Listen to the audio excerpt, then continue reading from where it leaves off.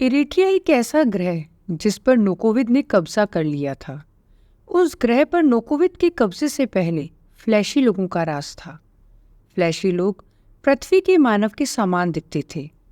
अधिकतर फ्लैशी लोग बौफ धर्म में मानते थे और उन्होंने बौफ का शासन ही लागू कर दिया था।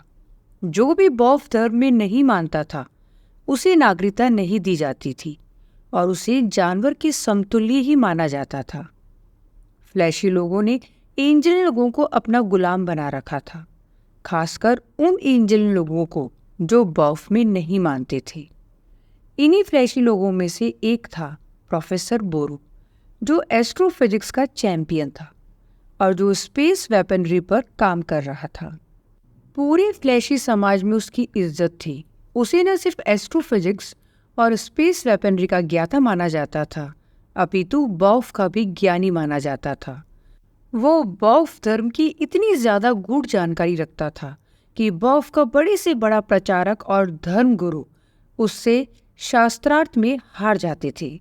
उसके घर में अनेकों एंजल गुलाम थे और कई एंजल स्त्रियों को उसने अपने हारम में रखा हुआ था। जब नोकोविद का इरिट्रिया पर कब्जा हो गया तो प्रोफेसर बोरो को अपने इन अनेकों गुलामों को मुक्त करना पड़ा और उन एंजल स्त्रियों को भी बहुत सा मुआवजा देना पड़ा। प्रोफेसर बोरो को ये बहुत ही बुरा लगा, परंतु वो कुछ नहीं कर सकता था। बोरो की पत्नी पहले ही मर चुकी थी और बोरो की बेटी को भी बोरो के द्वारा ऐसे गुलाम लोग रखना पसंद नहीं था। वो खुश हुई जब नोकोविद ने इन एंजलन पुरुषों और स्त्रियों को आज़ाद किया। प्रोफेसर बोरो को अपनी पुत्री का ये व्यवहार पसंद नहीं आया और उसने उसे घर से निकाल दिया। उसके पास कोई काम नहीं था, परंतु उन एंजलन लोगों ने जो प्रोफेसर बोरो के यहाँ गुलाम थे उसे अपने यहाँ शरण दी। नोकोविद ने इरिट्रिया के उन लोगों से जिन पर अनेकों वर्षों से अत्याचार हो रहे थे और जिन्हें गुलामों की तरह रखा गया था, उन सब लोगों से स्वयं मिलने का फैसला किया। जब नोकोविद इन गुलाम एंजलन और बाकी लोगों से मिल रहा था तब वो बोरो की बेटी से भी मिला।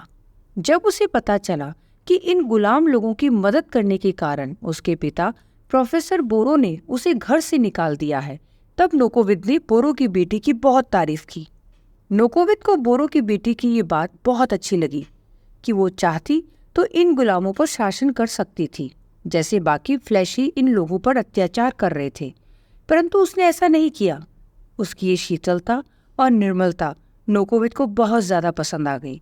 चूंकि बोरो की बेटी के पास आय का कोई स्रोत नहीं था, इसलिए उसने उसको अपनी सेक्रेटरी के रूप में नौकरी दी थी।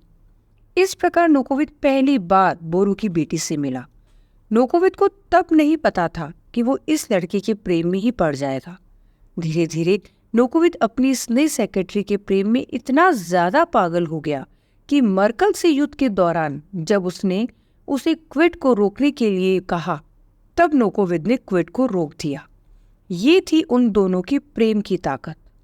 आगे चलकर नोकोविद ने उससे विवाह किया और उन दोनों के एक पुत्र हुआ। परंतु फिर क्या हुआ? कैसे नोकोविद की पत्नी मारी गई? उनका पुत्र कहाँ गया? क्या प्रोफेसर बोरो ने अपनी बेटी को नोकोविद के पास जानबूझकर भेजा था? क्या वो प्रोफेसर बोरो की चाल थी? अनेकों ऐसे ही रहस्यों से भरी हुई ये रोचक कहानी है, धर्मा की कहानी।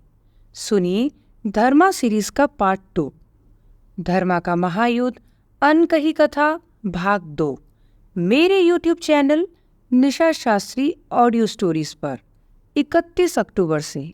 Thank you.